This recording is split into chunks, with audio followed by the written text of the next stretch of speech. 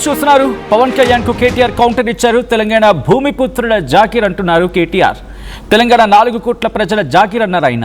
అమరవీరుల నెత్తుడితో తడిసిన నేల తెలంగాణ అంటూ చెప్పుకొచ్చారు. మాకు పోరాటాలు ఉద్యమాలు కొత్త కాదన్నారు కేటీఆర్. పవన్ వచ్చి మాకు చెప్పాల్సిన అవసరం లేదంటూ చెప్పుకొచ్చారు కేటీఆర్.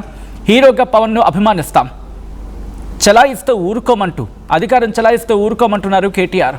తెలంగాణ ఓజీ కేసీఆర్ అంటూ చెప్పుకొచ్చారు కేటీఆర్. కేసీఆర్ తప్ప ఇంకెవరు మాకు అవసరం లేదు అన్నారు కేటీఆర్. వైజాగ్ స్టీల్ ప్లాంట్ ప్రైవేటీకరణకు మేము వ్యతిరేకించామంటూ చెప్పుకొచ్చారు కేటీఆర్. తెలంగాణకు రావడానికి పవన్ను అడ్డుకున్నదెవరు అంటూ ప్రశ్నించారు ఆయన. తెలంగాణ ఆవిర్భావం రోజు మీటింగ్ ఎందుకు పెట్టారు అంటూ ప్రశ్నించారు కేటీఆర్. మిమ్మల్ని అడ్డుకున్నది మేం కాదు, కాంగ్రెస్ అంటూ చెప్పుకొచ్చారు కేటీఆర్. తెలంగాణలో కొత్తగా జనసేన పోటీ చేసేదే ఉంది. 2018, 2023 ఎన్నికల్లో పోటీ చేయలేదా అంటూ ప్రశ్నలు సంధించారు కేటీఆర్. ఈ నేపథ్యంలో కేటీఆర్ ఏమన్నారో చూద్దాం, ఆ తర్వాత డీటెయిల్గా మాట్లాడుకుందాం.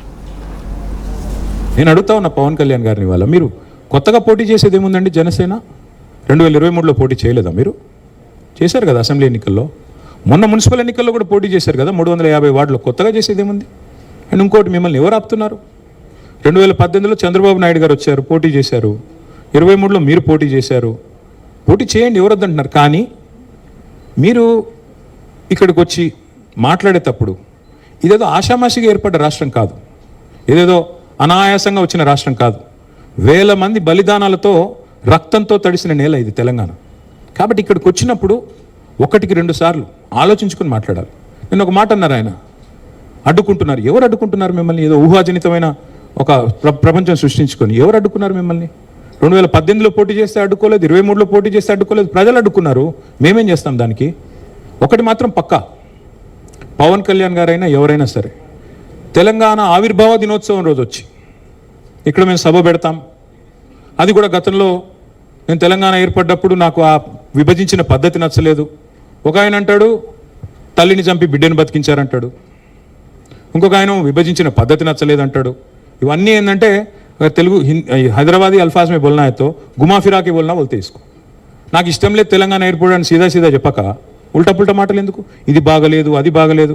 మరి నువ్వు అది బాగలేక ఇది బాగలేక 11 రోజులు అన్నం తినకుండా ఉంటే మళ్ళీ తెలంగాణ ఆవిర్భావ దినోత్సవం రోజు మీటింగ్ పెట్టాల్సిన అవసరం ఏముంది? సరే మీటింగ్ పెడదాం అనుకున్నావు, అడ్డుకున్నది ఎవరు? కాంగ్రెస్ ప్రభుత్వం. ఏమైనా అనాలనుకుంటే వాళ్ళని అనాలా? కాబట్టి పవన్ కళ్యాణ్ గారైనా ఎవరైనా ఈ దేశంలో ఎక్కడైనా పోటీ చేయొచ్చు, మాకు అభ్యంతరం లేదు. పోటీ చేశారు కూడా కదా మీరు. 2023 మేబీ ఆ బోత్ కరే మీ అయ్యే జాగీరా.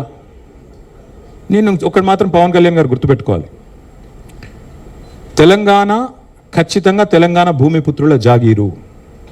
తెలంగాణ భూమిపుత్రుల జాగీరే తెలంగాణ. ఇందులో ఎవరికి అనుమానం కూడా అక్కర్లేదు. 100% ఈ నేల కోసం కష్టపడ్డ వాళ్ళు, ఈ నేల కోసం పోరాటాలు చేసిన వాళ్ళు, ఈ నేల కోసం త్యాగాలు చేసిన వాళ్ళు, నెత్తురుతో తడిచిన నేల ఇది. ముమ్మాటికి తెలంగాణ ఈ భూమిపుత్రులు ఇక్కడున్న 4 కోట్ల మంది జాగీర్ ఇది. కానీ మీరు రండి, ఇక్కడే ఉండండి, మీ కుటుంబాలు ఇక్కడే ఉన్నాయి, మీ వ్యాపారాలు ఇక్కడ ఉండండి, ఎవరొద్దన్నారు? 10-12 ఏళ్లలో ఎక్కడైనా చిన్న సమస్య వచ్చిందండి? నేను అడుగుతా ఉన్నా. మాకు రైట్, అది మాజీ మంత్రి బీఆర్ఎస్ వర్కింగ్ ప్రెసిడెంట్ కేటీఆర్ ప్రశ్నను సంధిస్తున్నారు. అసలు మిమ్మల్ని మేమెప్పుడు అన్నాము? మిమ్మల్ని అంతే కాంగ్రెస్ కదా, మమ్మల్ని ఎందుకు టార్గెట్ చేస్తున్నారని భావోచ్చలా మాట్లాడుకొచ్చారు. 12 ఏళ్ల పాటు అంతా బాగానే ఉంది కదా, ఇప్పుడు ఎందుకు వస్తున్నాయి? కాంగ్రెస్ని టార్గెట్ చేయండి, మమ్మల్ని ఎందుకు టార్గెట్ చేస్తున్నారనే రకంగా మాట్లాడుకొచ్చారు. ఎస్, ఇది మీ అయ్య జాగీర్ అని అడిగినప్పుడు ఇది తెలంగాణ భూమిపుత్రుల జాగీరే అంటూ కూడా చెప్పుకొచ్చారు కేటీఆర్. ఈ నేపథ్యంలో ఇటు ఏం జరిగే అవకాశం ఉంది? ఇటు కేటీఆర్ సాధారణంగా ఆయన ఫ్యూయర్స్ అటాక్ ఇస్తూ ఉంటారు. ఇది చాలా జాగ్రత్తగా ప్రతి మాట ఆచితూచి మాట్లాడినట్టు కనిపించింది. సాధారణంగా కేటీఆర్ స్టైల్ కాంగ్రెస్ వర్షన్స్ వచ్చినప్పుడు ఏదో అంటూ ఉంటారు కదా, రఫ్ అండ్ టఫ్గా ఉంటుంటుంది సమాధానాలు. బట్ ఈరోజు చాలా ఆచితూచి చాలా జాగ్రత్తగా మాట్లాడిన సందర్భం ప్రతి మాట విషయాలు కూడా. అలా అని చెప్పి బీఆర్ఎస్ స్టైల్ ఎక్కడ తగ్గలేదు. బీఆర్ఎస్ స్టైల్లోని ఆయన స్టేట్మెంట్స్ ఉన్నాయి. ఏం జరుగుతుంది, బీఆర్ఎస్ ఇలా ఈ విషయాన్ని ఆచితూచి వెళ్ళే ప్రయత్నం చేస్తోంది. డీటెయిల్గా మాట్లాడుకుందాం. మా ప్రతినిధి మధు అప్డేట్స్ అందించేందుకు సిద్ధంగా ఉన్నారు. మధు, ఈరోజు కేటీఆర్ రియాక్షన్ చూస్తే అఫ్కోర్స్ పవన్ కళ్యాణ్ ఇచ్చిన స్టేట్మెంట్కి ప్రతిపక్షం నుంచి కావచ్చు, లేకపోతే బీఆర్ఎస్ నుంచి కావచ్చు, ఎస్పెషల్లీ ఒక రివర్స్ అటాక్ అనేది చెప్పుకోవాలి. బట్ బిఫోర్ దట్, మధు దగ్గరికి వెళ్ళే కన్నా ముందు అసలు ఇంతకీ పవన్ కళ్యాణ్ ఏమన్నారు నిన్న ఒకసారి చూద్దాం. నాకు ఈ మధ్యన వస్తా ఉంటే నువ్వు హైదరాబాద్లోకి ఎలా అడుగు పెడతావు? నీకు హైదరాబాద్లో ఏం పని? ఇది నేను ప్రత్యేకించి చెప్తా ఉన్నా. మీరెవరైనా నన్ను బెదిరించడానికి